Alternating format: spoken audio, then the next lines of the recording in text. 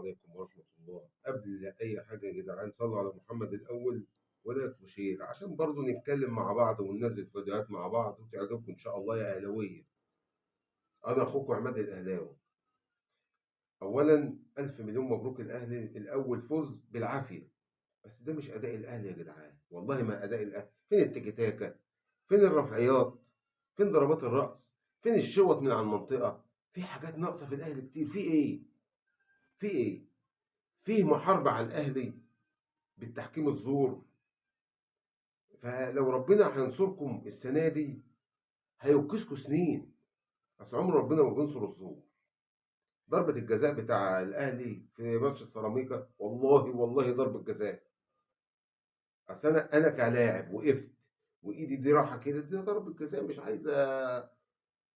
والحكم عمل كده. مفيش أمام الله اللي ربنا قالك إن حكمتوا بين الناس فاحكموا بالعدل. والله عمر ربنا ما هينصر الزور. دي أولا.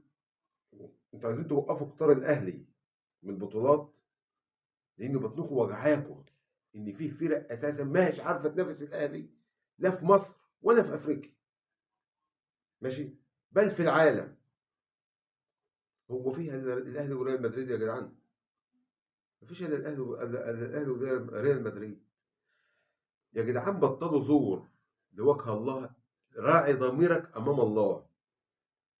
وكلمتين هقولهم لامام عاشور وزيزو. اعرف قوي ان انت حامل فانلة النادي الاهلي. اعلم وحط دي في ذهنك قوي قوي قوي. انت مرتضى منصور كان بيهينك. انت مرتضى منصور على شعرك اللي انت عامله ده قال لك يلا وشتمك وقل ادبه عليك انت واهلك. فعيب يا زيزو، انت اتشتمت بامك وابوك في المدرجات في الزمالك يا زيزو، عيب. انت المفروض انت تطلع اللي عندك عشان تحرقهم. ماشي.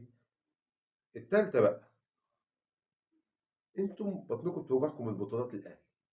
انتوا خمسه بقالكم دلوقتي اكتر من 25 سنه ولا 20 سنه، 25 سنه جيتوا توصلوا النهائي. وصلتوا نهائي 2015 اصلا صن داونز خدكوا على ودانكم.